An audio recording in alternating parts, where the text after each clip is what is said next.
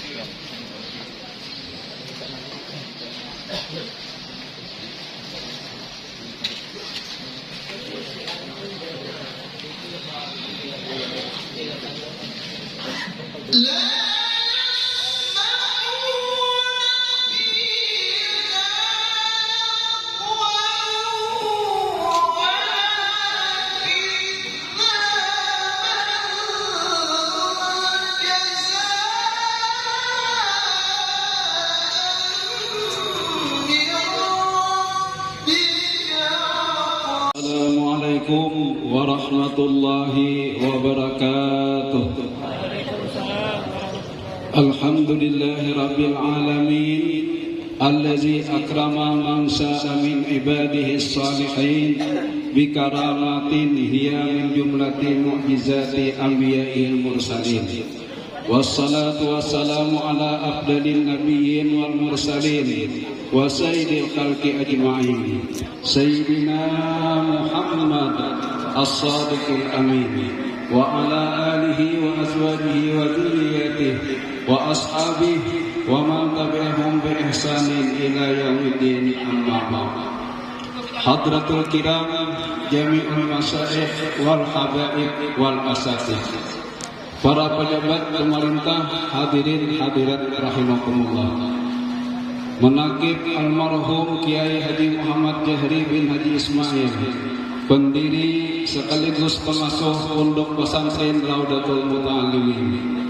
Muallim Kiai Haji Muhammad Jahri bin Haji Ismail lahir pada tanggal 14 Safar 1353 Hijriah, bertepatan 28 Mei 1934 Masehi, di Desa Telok Haur, Kecamatan Haur Gading, Kabupaten Hulu Sungai Utara, Provinsi Kalimantan Selatan. Di desa inilah Muallim Haji Jahri, begitu biasa orang sekitar memanggilnya, tumbuh dan berkembang sampai menjadi seorang ulama karismatik. Seorang ulama karismatik yang sangat peduli terhadap kondisi umat dan pengembangan agama Islam di daerahnya. Beliau adalah putra dari pasangan Haji Ismail dan Hajjah Jahriyah. Ayah beliau yang bernama Haji Ismail bin Asad bin Sahari merupakan seorang pedagang karet di desanya. Dan ibu beliau juga memiliki nama lengkap, yaitu Hajjah Jahriyah binti Muhammad. Muallim Kiai Haji Muhammad Jahri memiliki mata pencaharian sebagai seorang petani dan memiliki 8 orang anak. Di antaranya Hajjah Rusdiana, Haji Hairan, dan Haji Halisa, serta Haji Hulaimi. Sekarang dialah yang meneruskan kepengurusan Kiai Haji Muhammad Jahri. Dan 4 orang lainnya meninggal di masa kecil. Mulai dari sejak usia dini, Muallim Kiai Haji Muhammad Jahri sudah gemar menuntut ilmu agama. Di antara guru-guru beliau adalah Kiai Haji Hadran di Saksama, Kiai Haji Sarsi di Sawaringin, Kiai Haji Muhammad Janawi di Sahaur Gading, Kiai Indar yang biasa disebut Usul Indar di Sakramat, Kiai Haji Abdul Wahab Sahrani di Sapalimbangan, Kiai Haji Rawi di Sapanangkalaan, Kiai Haji Khalid di Satanggaulin, Kiai Haji Sabran Kecil di Alabiu bermukim di Banjarmasin, Kiai Haji Abdul Malik di Sapihaung, Kiai Haji Dahlan di Padang Besar, Kiai Haji Ahmad Nagara yang merupakan ayah dari Guru Bakhit Balabaya, Kiai Haji As'ari di Satanggaulin, Tuan Guru Kiai Jainuddin di Manarap, dan Kiai Mahfuz Amin di Pemangkih, serta Kiai Haji Hamdan Khalid di Satanggaulin Amuntai. Dari para guru tersebut beliau menimba berbagai macam ilmu agama. Selain itu beliau pun juga pernah belajar di takhasus dini, disebut dengan Rasidiyah Khalidiyah atau Raka. Pada tahun 1971 beliau pernah juga belajar kepada Kiai Haji Muhammad Zainul Ghani atau yang masyhur disebut Guru Sakumpul, dan sekaligus berijazah Maulid Al-Habsyi. Kemudian setelah itu beliau mengamalkan Maulid Al-Habsyi di rumah beliau sendiri dan menjadi orang yang memasyhurkan Maulid Al-Habsyi dengan terbang di wilayah Kecamatan Haur Gading dan sekitarnya. Pada tahun itu pula beliau berijazah Jalail dan Burdah kepada Kiai Haji Husin Dahlan di Martapura. Beberapa tahun kemudian beliau melanjutkan pendidikan kebatinan kepada Habib Abu Bakar bin Salim Al-Habsyi yang merupakan wali kutub Kalimantan Selatan pada zamannya. Kiai Haji Muhammad Jahri dikenal sebagai seorang yang wara. Hal ini terlihat nampak ketika melihat beliau berpakaian, yang mana pakaian yang dipakai beliau adalah pakaian yang biasa-biasa saja. Hal ini disaksikan oleh orang yang pernah bergaul dengan beliau. Kiai Haji Muhammad Jahri juga dikenal sebagai seorang yang zuhud, lagi pemurah, dermawan. Kedermawanan beliau terlihat di masyarakat ketika ada pembangunan langgar ataupun masjid, karena beliau tidak segan-segan untuk memberikan sumbangan kepada pembangunan tersebut. Beliau juga sangat menghormati dan mencintai ulama-ulama sesepuh dan para habaib. Bahkan para habaib juga banyak yang kenal dengan beliau dan banyak yang berkunjung di rumah beliau. Salah satu di antaranya adalah Habib Syekh yang kita kenal saat ini. Ketika itu beliau datang bersama dengan Habib Abdul Rahman dari Martapura. Bahkan Habib Syekh sempat mengajarkan cara mengepung terbang kepada para santri di pondok pesantren beliau. Dan ada beberapa habaib pula yang telah belajar di pondok beliau, dan beliau pun sangat cinta terhadap anak-anak dan memberikan apa-apa yang disenanginya. Beliau merupakan seorang yang sangat mengutamakan kepentingan agama dan masyarakat umum ketimbang kepentingan pribadi. Sebagai bukti, beliau baru membangun rumah setelah masjid terbangun. Pernah pada waktu renovasi Masjid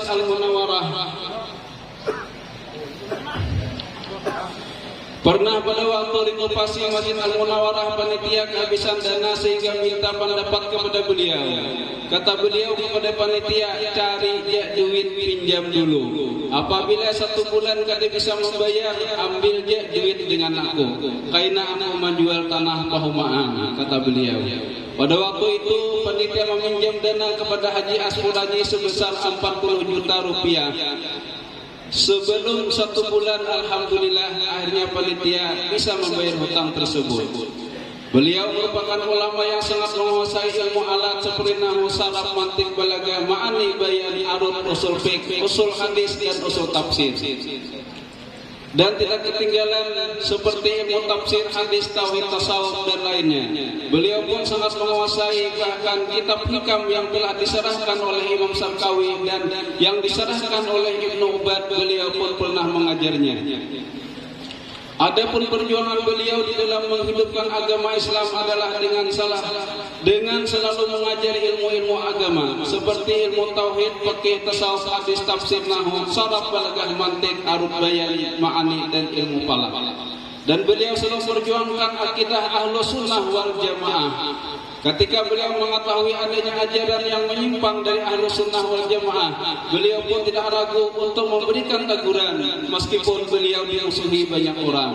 Ini dikarenakan beliau berpendirian, sepahit apapun kebenaran wajib kita sampaikan, karena orang yang menyimpang dalam akidah Ahlus Sunnah wal Jamaah akan kekal di dalam api neraka.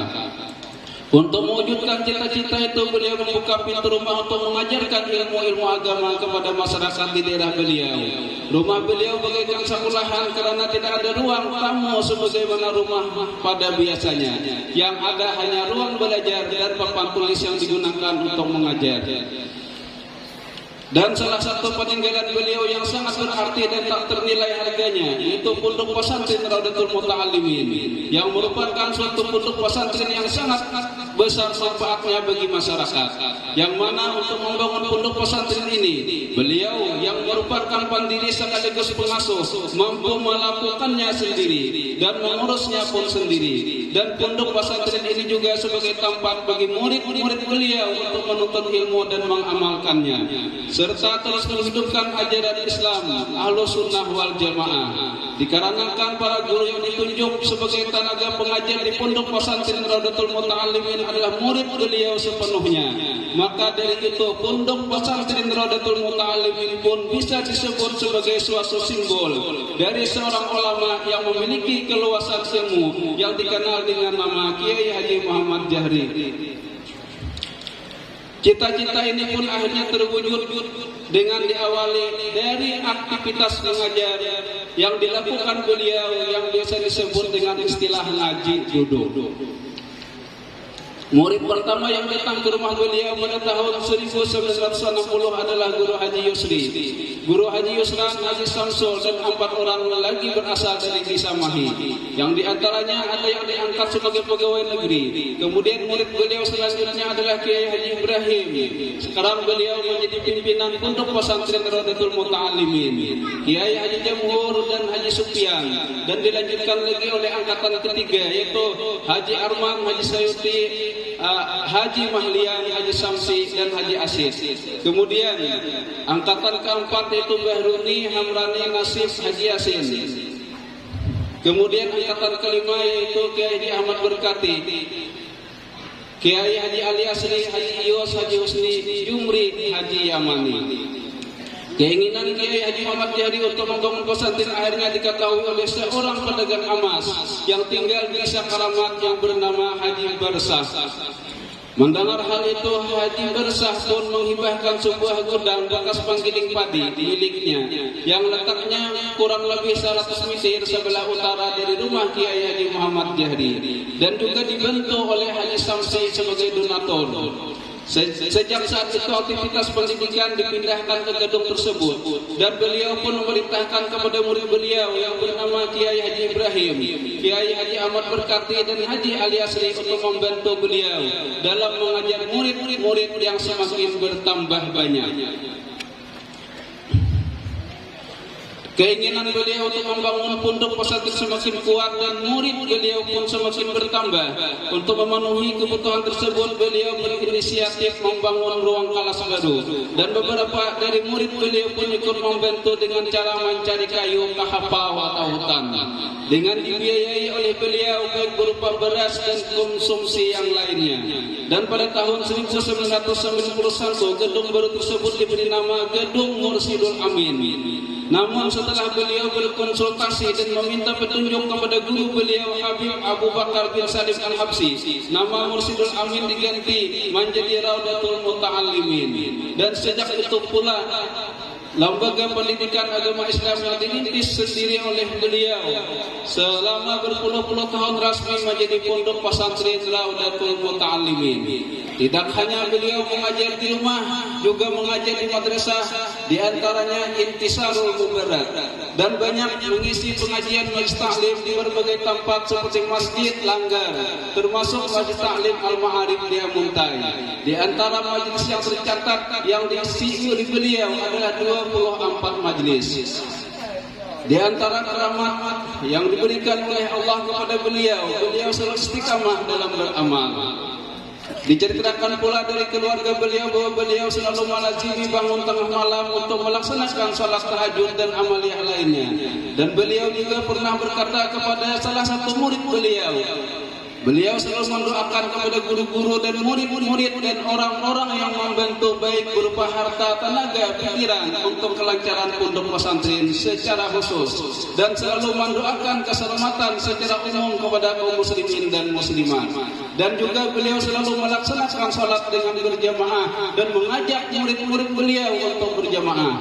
Diceritakan oleh Kiai Haji Ali Asri bahwa ketika beliau mengaji kitab tawakif dengan beliau, murid-murid yang tinggal di sekitar rumah beliau selalu diabsen untuk salat subuh berjamaah. Kiai Haji Muhammad Jahri bin Haji Ismail berusia 78 tahun. Beliau wafat pada hari Sabtu tanggal 19 Rabiul Akhir 1434 Hijriah atau 2 Maret 2013 Masehi sekitar jam 12 siang. Pada waktu itu berita kewafatan beliau diumumkan di Masjid Al-Munawwarah. Mendengar berita tersebut, banyak masyarakat yang berdatangan ke rumah beliau untuk memanjatkan doa dan bacaan-bacaan lain yang mana semuanya itu dihadiahkan kepada beliau. Dan masyarakat terus berdatangan dari berbagai penjuru daerah sampai waktu pemakaman jam setengah 11 siang hari Minggu 20 Rabiul Akhir 1434 Hijriah. 3 Maret 2013 Masehi. Proses memandikan dan mengkafani dipimpin oleh murid beliau yang bernama Kiai Haji Ibrahim. Kemudian beliau pun disalatkan beberapa kali dengan berjamaah. Yang pertama diimami oleh anak beliau yang bernama Haji Khairan. Kemudian salat jenazah yang kedua diimami oleh muallim Kiai Haji Hamdan Khalid, dan dilanjutkan lagi oleh ulama-ulama dan habaib sehingga selesai sekitar jam setengah 11 siang. Kemudian beliau dibawa ke pemakaman keluarga di belakang Masjid Al-Munawwarah dan dimakamkan di samping ibu beliau yang bernama Hajjah Julia dan istri beliau yang bernama Hajjah Masitah binti Qadri bin Abdul Rauf.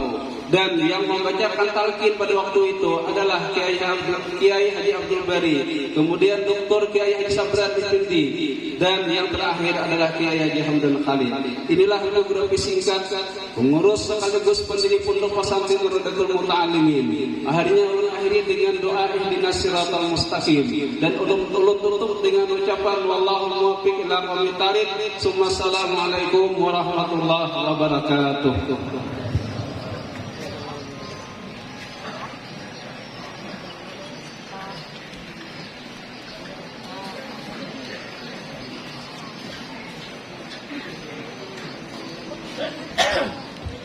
Terima kasih kami ucapkan. Mudah-mudahan dengan pembacaan manaqib tadi kita selalu dalam curahan rahmatnya Allah Subhanahu wa taala. Amin ya rabbal alamin. Hadirin rahimakumullah, marilah kita masuki acara yang keempat, yaitu ceramah agama yang akan disampaikan oleh pengasuh Pondok Pesantren Raudatul Ulum 1 Suramadu, Jawa Timur, Gus Kiai Haji Ma'ruf Fazil. Waktu dan tempat kami persilahkan.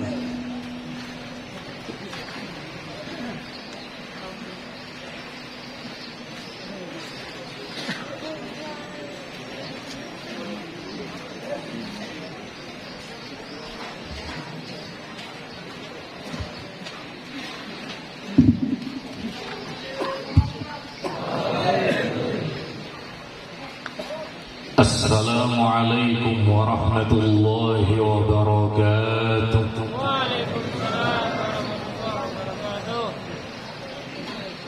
Yang hadir banyak, tapi yang jawab salam saya sedikit. Saya ulangi, semoga yang menjawab salam saya rezekinya lancar semua. Anak keturunan kita mendapat keberkahan dari Allah seperti keberkahan yang diberikan kepada Tuan Guru Kiai Haji Jahri. Dan semoga Anda semua dimudahkan perjalanan haji dan umroh. Assalamualaikum warahmatullahi wabarakatuh.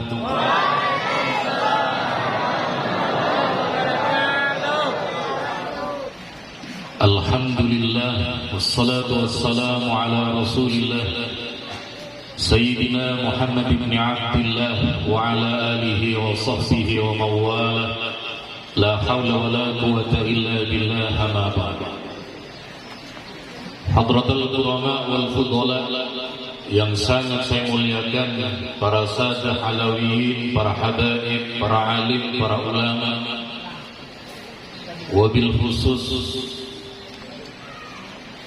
di antaranya adalah Al-Habib Alwi Asgaf, Habib Ahmad Al-Habsyi, Habib Abdurrahman, dan para habaib yang lain, juga pimpinan Pondok Pesantren Kiai Ibrahim, Kiai Ali Asri, Kiai Abdul Halim, Kiai Jamhur, seluruh keluarga dari zuriyah Kiai Jahri, para perwakilan dari pemerintah kabupaten, dari Kemenag, dari DPRD, dari TNI Polri, teman-teman kami dari Banser Panitia, seluruh yang hadir sekali lagi yang mohon maaf tidak mampu kami sebutkan satu persatu.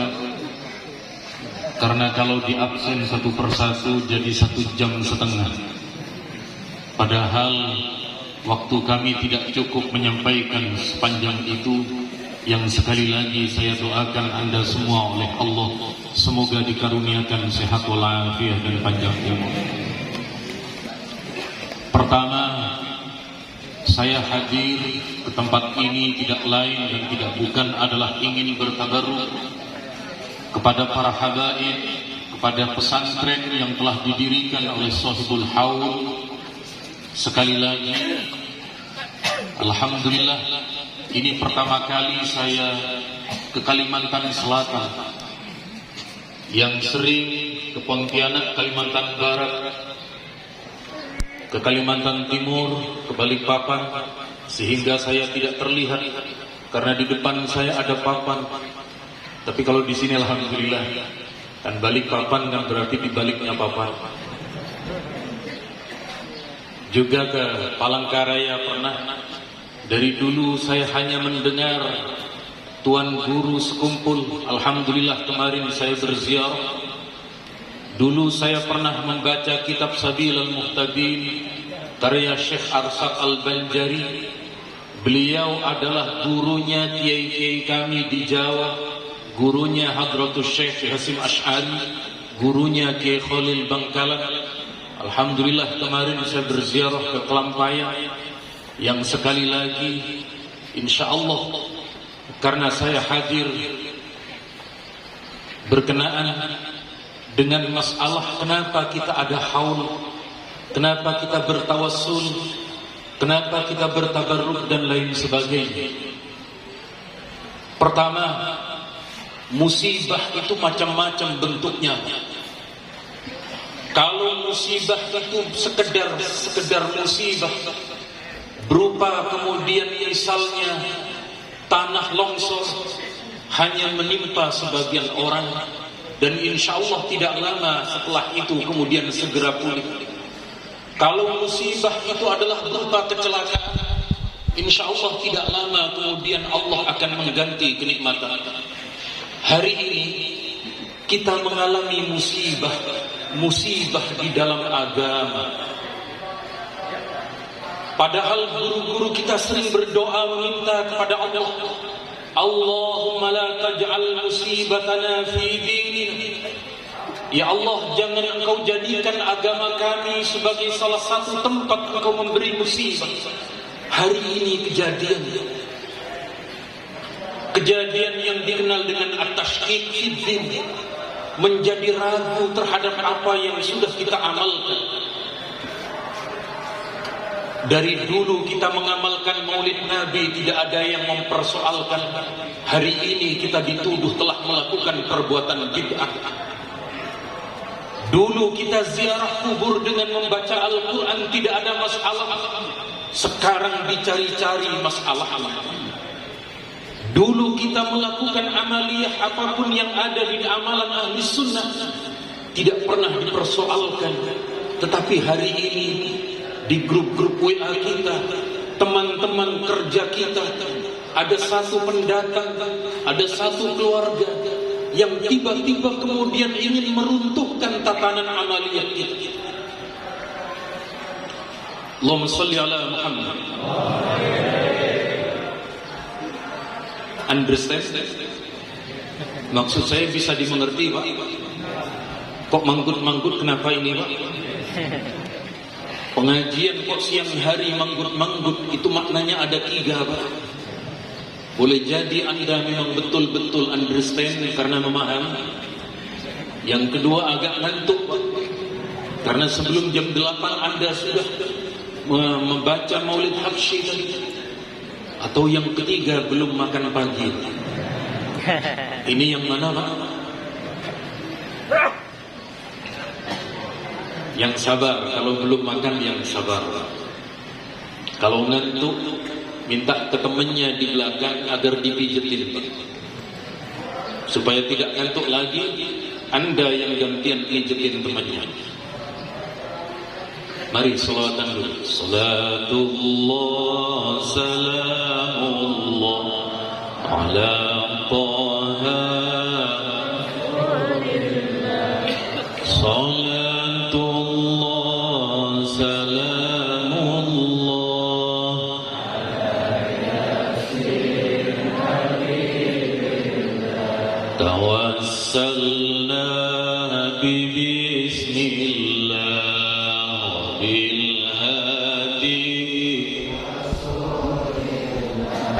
وكل مجاهد لله بأهل البدر صلاة الله سلام الله على طه صلاة الله سلام الله.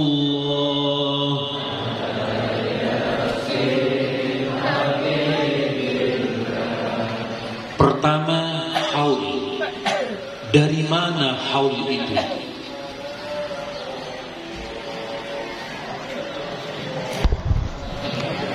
Oh, itu delay. Delay dari sini. Oh, saya kira ada pengajian tandingan gitu.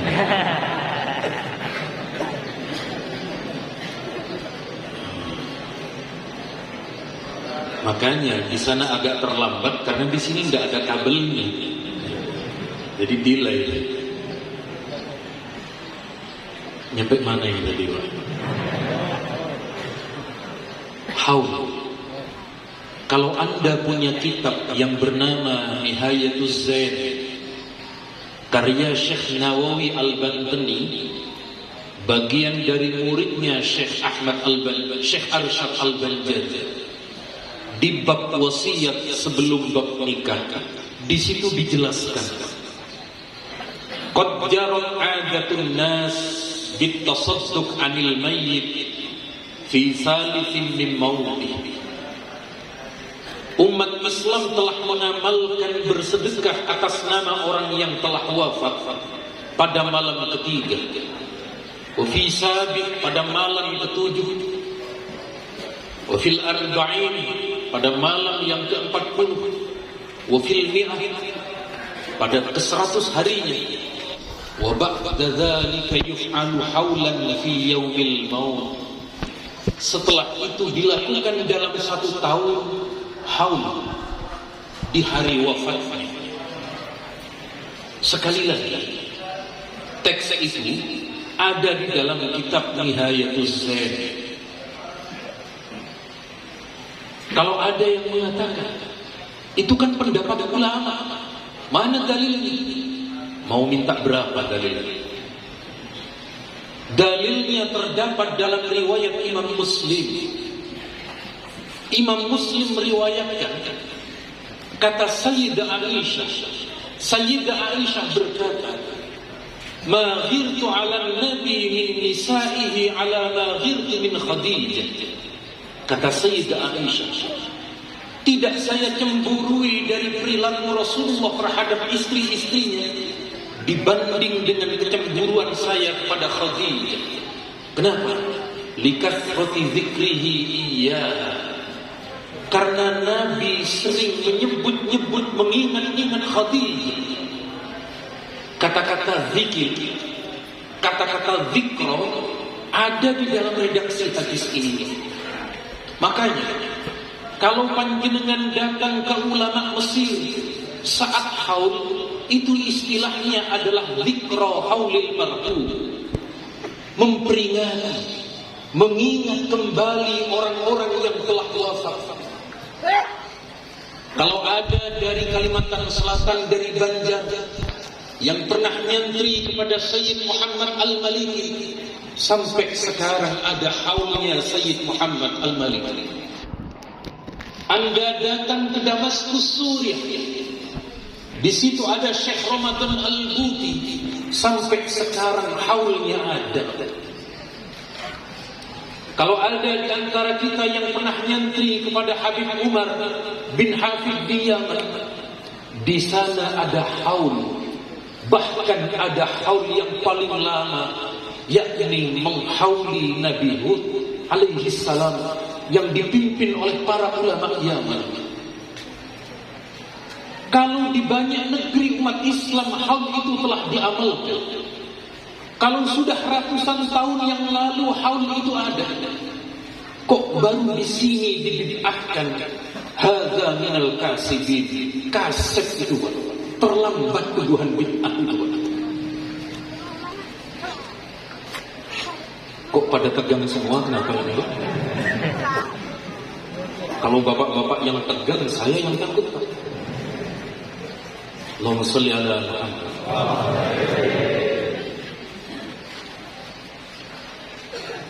Nah, kalau mesem tersenyum, saya senang.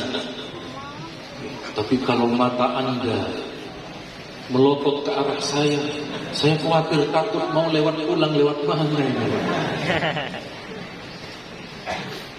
Mari salawatan lagi. Ilahi salimil ummah minal afat wa min hammi wa min humma bi ahlil bad.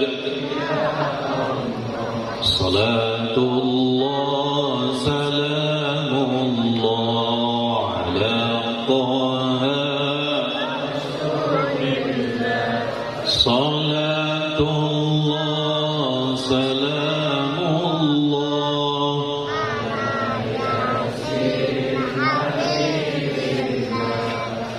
Jadi kalau bertanya siapa yang pertama kali mengadakan zikra haul, Nabi, Pak, kepada Sayyidah Khadijah.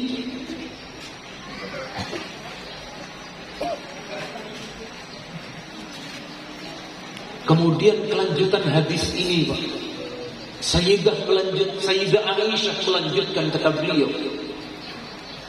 "Warubbama kana yadbahu syat." Terkadang Nabi menyembelih kambing. Setelah menyembelih kambing itu, Nabi kemudian bersabda, "Arsilu biha ila asdiqai Khadijah." Hantarkan daging-daging kambing ini kepada teman-temannya Khadijah. Jadi Nabi tidak hanya sekedar mengingat-ingat terhadap Sayyidah Khadijah, tetapi terkadang Nabi memberi sedekah yang pahala sedekahnya itu di atas namakan orang yang telah wafat. Makanya kalau ada di antara kita orang tua kita wafat, ayah saya, Pak, meninggal di bulan Ramadan, maka kami setiap malam 27 Ramadan itu kami berkumpul dengan keluarga semampu kami.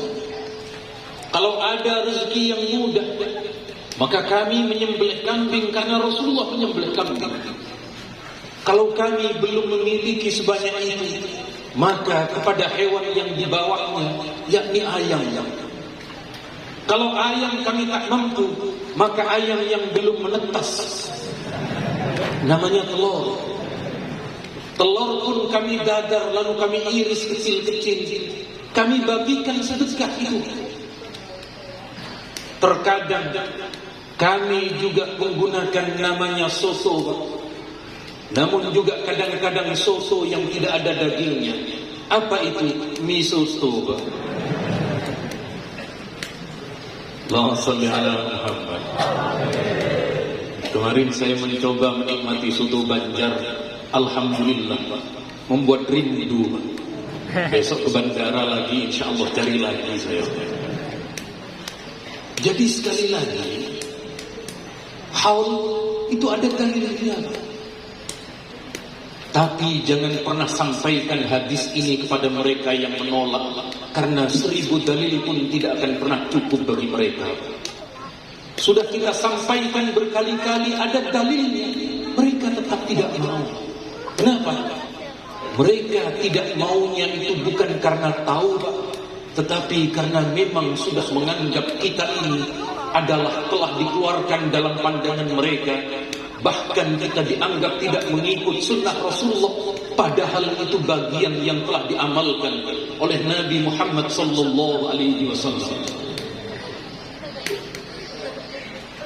Fahim tuh? Wah, ini santrinya Kiai Jahri, baik yang di pesantren ataupun yang di kampung, banyak yang pandai ilmu sorofnya, Pak.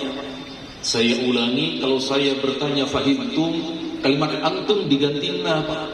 Fahimtum, fahimna, falestitum, Palestina, Filipintum, Filipina, Argentum, Barcelona tuh. Ini kalau bola hafal semua ini. Yang di belakang protes, mana Real Madrid? Tidak ada domirnya itu, Pak. Dan bisa ditasrif gitu. Haul beres, dalilnya banyak. Ulama di berbagai negara Muslim mengamalkan. Kedua adalah tahlil. Mana dalil tahlil? Dalil tahlil ada dalam hadis riwayat Imam Ahmad, dalam musnad Imam Ahmad. Saat itu ada seorang sahabat bernama Jabir, beliau ini bercerita, kharajna ma'a Rasulillah sallallahu alaihi wasallam yawman ala Sa'd bin Mu'adz hina tuwfi. Kami para sahabat dengan Rasulullah mendatangi jenazahnya Sa'd bin Mu'adz ketika beliau meninggal dunia. Falamma shalla alaihi Rasulullah, kemudian setelah Rasulullah melakukan salat jenazah, kemudian Nabi juga datang ke pemakamannya. Dan setelah tanah kubur itu ditutup, di dekat makam itu kemudian Nabi membaca tasbih. Sabbaha Rasulullah sallallahu alaihi wasallam tawilan. Nabi membaca tasbih sangat lama. Fasabbahna, kemudian kami para sahabat ikut membaca tasbih bersama dengan Nabi. Summa kabbara fakabbarna, kemudian Nabi pun membaca takbir. Kami para sahabat ikut membaca takbir bersama dengan Nabi. Dalam riwayat Imam Al-Hannad, dalam kitab Az-Zuhud ada redaksi faja'ala yukabbiru wa yuhallil wa yusabbih. Di dekat makam itu Rasulullah membaca takbir, Rasulullah membaca tahlil, dan Rasulullah membaca tasbih. Ada redaksi itu. Kemudian setelah kejadian ini sahabat bertanya, "Ya Rasulullah, lima sabbahta thumma kabbarta?" Nabi, mengapa engkau di makam ini membaca tasbih dan membaca takbir? Dalam riwayat Al-Hannad, mengapa pula engkau membaca tahlil? Nabi menjawab, "Laqad tadayaqa ala hadzal 'abdi shalih kubur." Baru saja kuburan orang yang soleh ini tanahnya menyempit. Tanahnya kemudian dua lempeng itu bergerak. Ketika hampir kemudian meremukkan jasad dari sahabat Sa'd bin Mu'adz, Nabi membaca tasbih, Nabi membaca tahlil, Nabi membaca takbir, hatta farrajahu Allah azza wa jalla an, hingga kemudian kubur itu oleh Allah dilebarkan kembali. Berdasarkan hadis ini hadisnya hadis hasan. Hadis hasan itu hampir sama dengan hadis sahih. Boleh dijadikan dalil dan bisa dijadikan hujjah. Nabi ketika membaca tahlil, Nabi ketika membaca tasbih, Nabi ketika membaca takbir, bacaan itu sampai kepada ahli kubur, yakni Sa'd bin Mu'adz.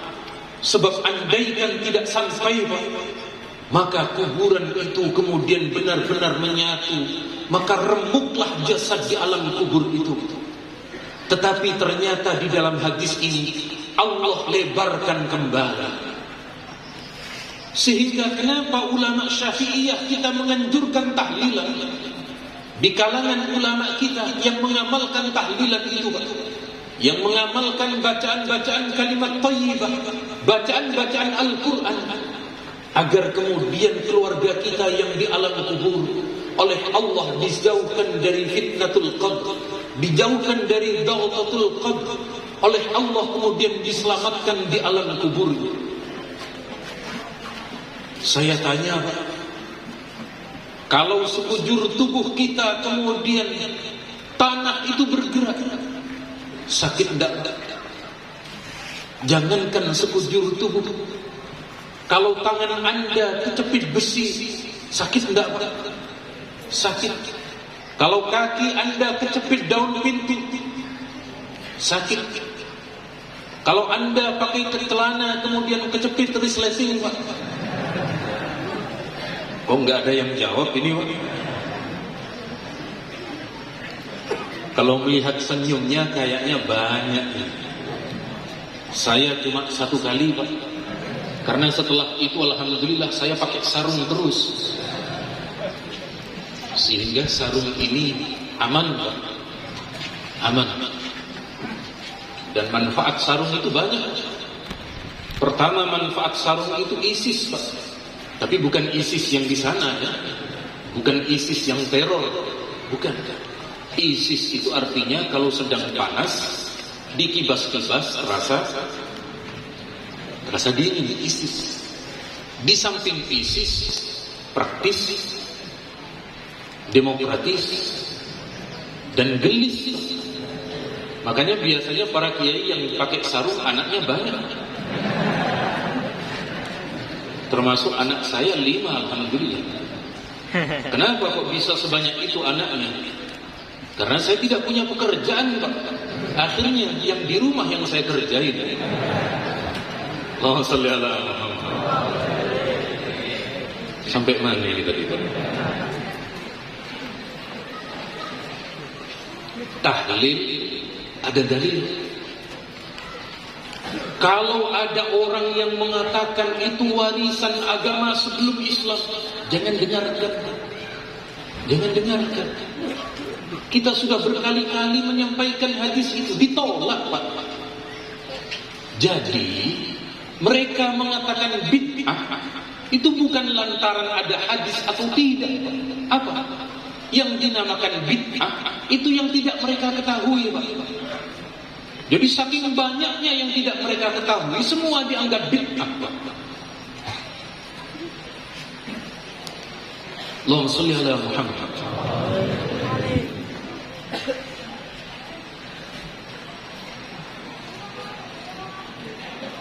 Kurang 20 menit.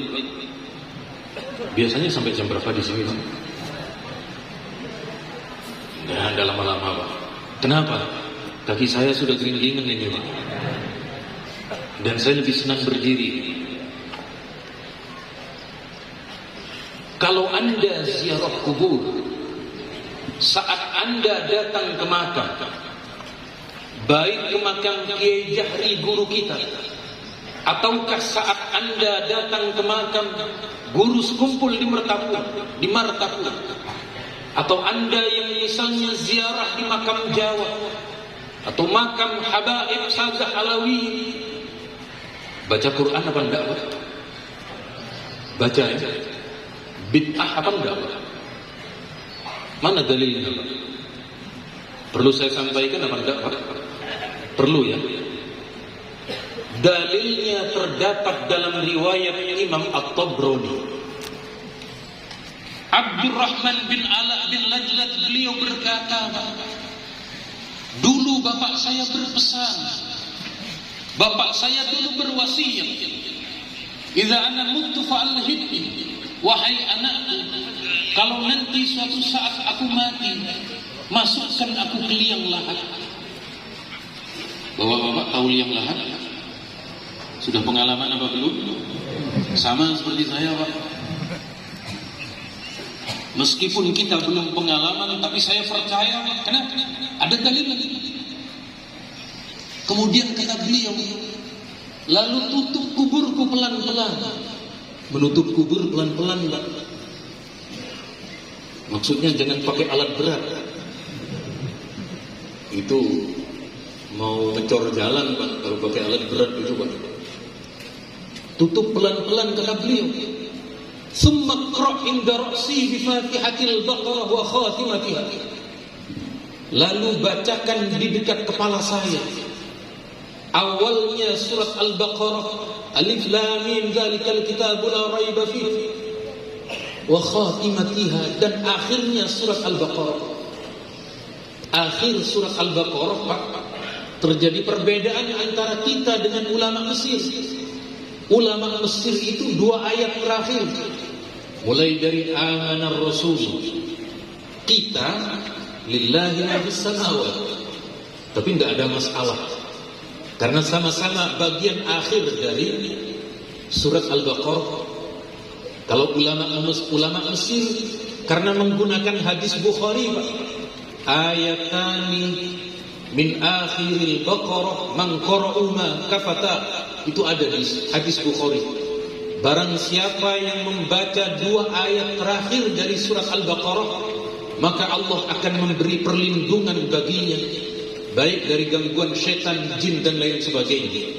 Jadi para ulama Mesir memakai hadis ini sebagai mengukur ayat terakhir di dalam surat Al-Baqarah.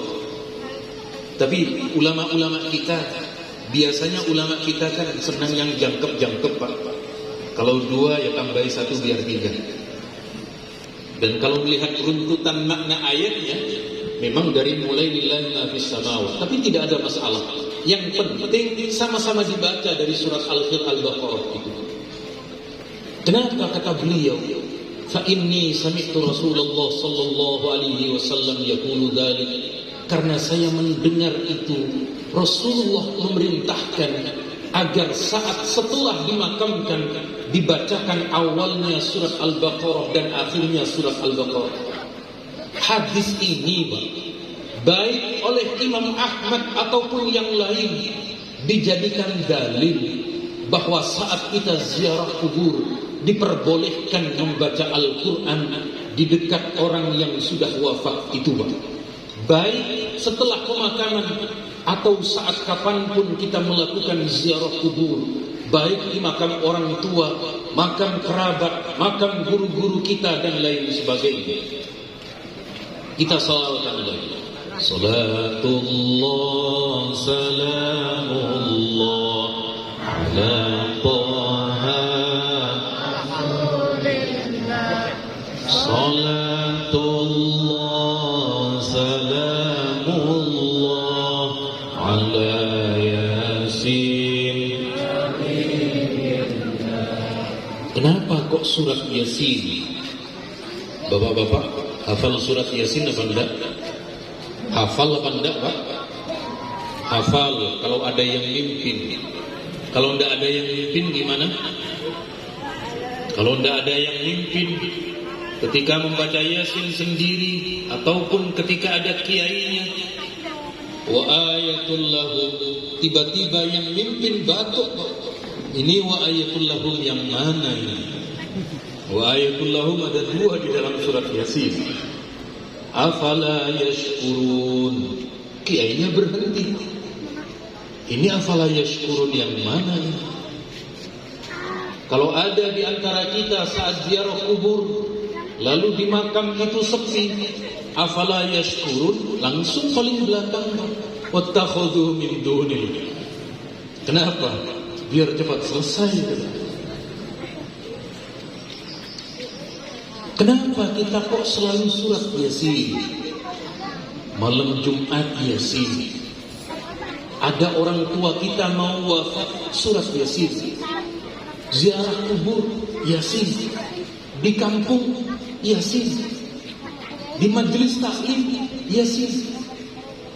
Sampai saudara-saudara kita itu bilang, orang NU itu Qur'annya cuma Yasin. Kenapa? Di kuburan cuma ada Yasin, surat-surat yang lain tidak ada.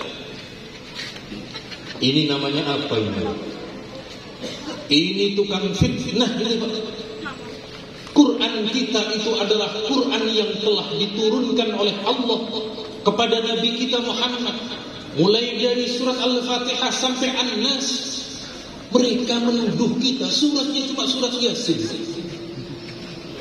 Tapi mengapa kita kok Yasinan terus? Karena dalil hadisnya berkaitan dengan orang wafat lebih banyak surat Yasin. Imam Abu Dawud di dalam kitab Sunan beliau, juga Imam Ibnu Hibban dalam kitab Sahih Ibnu Hibban meriwayatkan hadis yang sudah populer, Iqra'u Yasin ala mautakum. Bacakan surat Yasin. Pertama, mautakum.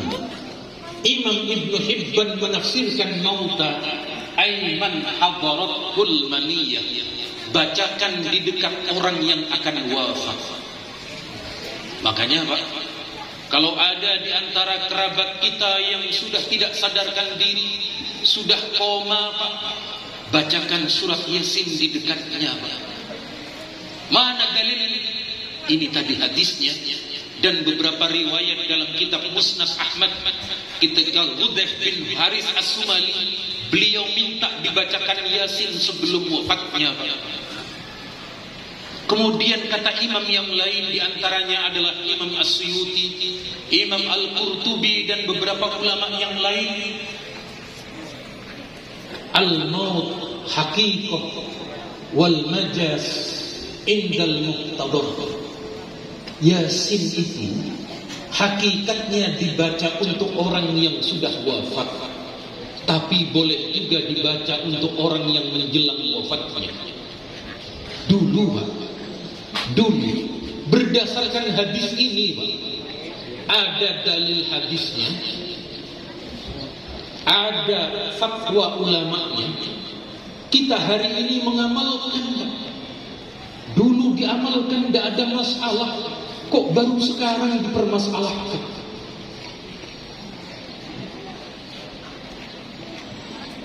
Kok tegang lagi Pak ini Pak? Allahumma sholli ala Muhammad. Sekali lagi Pak, sekali lagi, apa yang kita amalkan, mau minta berapa dalilnya? Ada di kitab-kitab itu Pak. Di kitab-kitab para ulama kita terdahulu ada semua.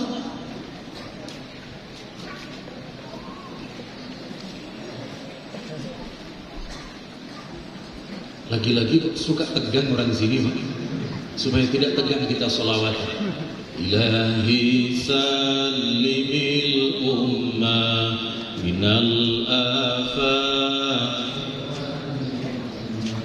wa min hammi wa min ghummah bi ahlil bad. Salatullah salamullah ala taha rasulillah. Salatullah ala yasin. Yasin di malam Jumat ada Pak, ada hadisnya. Al-Hafidz As-Suyuti, Al-Hafidz Jalaluddin Abdurrahman As-Suyuti, salah satu pengarang dari kitab Jalalain, dan ini kitabnya banyak kita terima di pesantren Pak. Beliau punya satu kitab namanya Al-Lum'ah fi Khasaisil Jum'ah.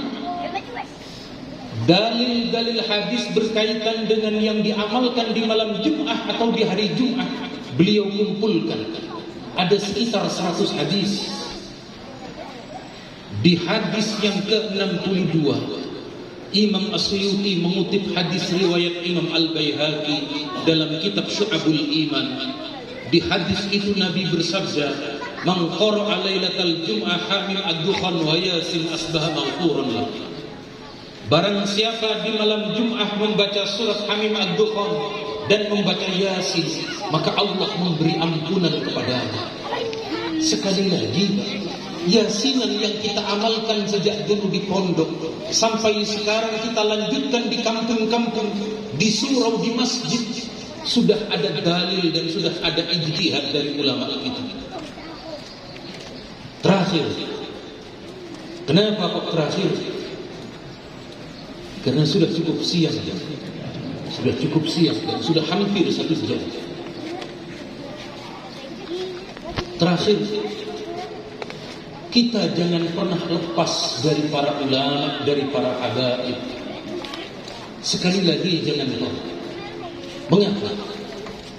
Syekh Ahmad Al-Banjari, sebagaimana para ulama yang lain, amalannya dari dulu sampai sekarang sama. Para kiai kita tidak hanya yang berada di Banjarmasin, yang berada di seperti yang diperjuangkan oleh Kiai Jahri ini sama dengan apa yang telah diamalkan oleh mayoritas umat Islam di dunia ini. Sama. Makanya Nabi bersabda dalam hadis yang diriwayatkan oleh Imam Ibnu Asim dalam kitab As-Sunnah, yang dikutip oleh Imam Asyuti dalam kitab beliau Al-Jami'us Shaghir. Nabi bersabda, "Inna Allah qad ajara ummati an tajtabi'a ala dhalalah." Allah telah menyelamatkan umatku ini. Mereka tidak mungkin bersesat bersama-sama. Tidak mungkin. Tadi dalam manaqib Kiai Jahri, perjuangan beliau kepada aliran-aliran yang menyimpang luar biasa. Aliran menyimpang itu sedikit, mungkin 10 orang, 20 orang, ya 1 juta, 2 juta, tapi tidak mungkin mayoritas umat Rasulullah ini, tidak mungkin.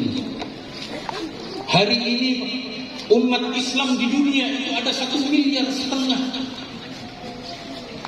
Kalau tidak percaya hitung sendiri. Kalau saya percaya itu berdasarkan hasil sensus yang sama dengan kita, yang akidahnya mengikuti Imam Asy'ari Maturidi, yang fikihnya mengikuti 4 mazhab, tasawufnya ikut Imam Al-Junaid dan Imam Al-Ghazali. Semua mayoritas itu sama dengan kita.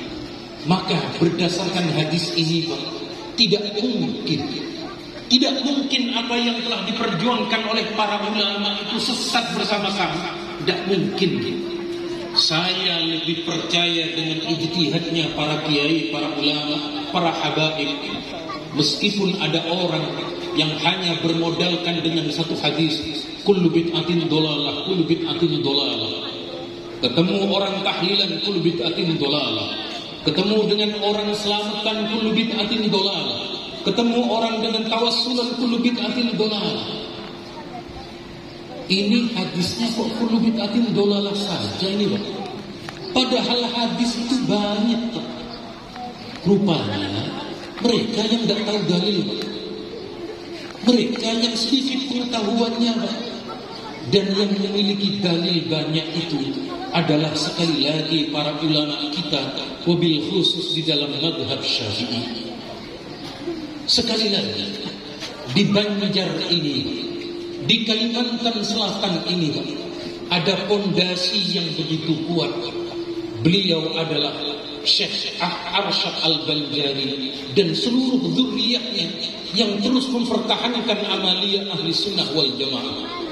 Demikian halnya di tanah Banjar ini, Pak, juga ada banyak habaib dzurriyyah Rasulullah yang kemudian kita selalu diingatkan dalam nazam Al-Barzanji.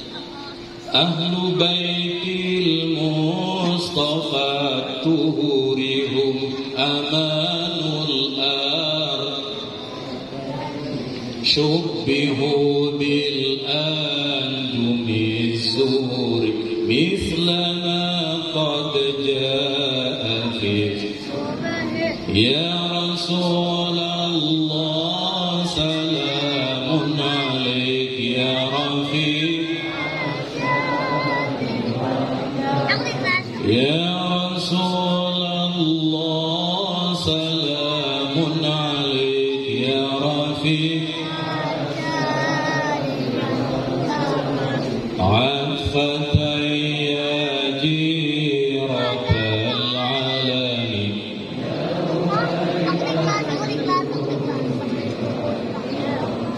keluarga zuriyah Nabi yang telah disucikan oleh Allah itu, Pak. Hum amanul ard. Merekalah yang menjadi pengaman di bumi ini. Terlebih setelah dari Yaman Habib Umar. Kemudian di Jawa ada Pondok Dalwa yang didirikan oleh Habib Hasan Bahari. Luar biasa sekarang kiprah habaib mendakwahkan ajaran ahli sunnah, menjadi benteng ajaran ahli sunnah. Syubbihu bil anjumi zuhur. Keturunan dari baginda Rasulullah itu diibaratkan seperti bintang-bintang yang bersinar. Dulu, Pak, ketika belum ada GPS, ketika belum ada kompas, yang menjadi petunjuk hidup itu adalah bintang-bintang itu. Yang kalau kemudian kita dalam kehidupan ahli sunnah adalah para habaib dan para ulama kita, yang hari ini mereka semua mempertahankan akidah ahli sunnah wal jamaah. Sekali lagi, mari para guru kita dari kalangan para ulama dan para habaib kita jadikan pegangan dalam kehidupan kita, Pak, untuk menjadi sekali lagi pedoman hidup, karena mereka lah yang memiliki nasab dan memiliki keilmuan yang bersambung sampai kepada Nabi kita Muhammad sallallahu alaihi wasallam. Karena sudah 1 jam, saya mohon maaf yang tak terhingga. Kalau ada tutur kata pula, saya mohon maaf yang sebanyak-banyaknya, Pak. Kalau terlalu lama, saya khawatir bapak-bapak sudah bosan, karena wajah saya bukanlah wajah baby face, tetapi wajahnya wajah baby shark. Apa baby shark itu, Pak? Ya pokoknya kalau masuk TV kurang pantas gitu aja lah, Pak. Tetapi sekali lagi, karena saya ditunjuk oleh panitia, maka saya tidak lain dan tidak bukan hanya sekedar bertabarruk. Kalau ada dalil yang salah, saya mohon maaf, tolong diluruskan. Tetapi kalau memang apa yang saya sampaikan sudah benar, tidak lain, saya hanya menyampaikan apa yang telah ditulis oleh para ulama kita, baik ulama dari Yaman, ulama dari Mesir, bahkan dari ulama negeri kita sendiri, yakni dari Indonesia. Mohon maaf yang tak terhingga. Aku qouli hadza wa astaghfirullah li wa lakum.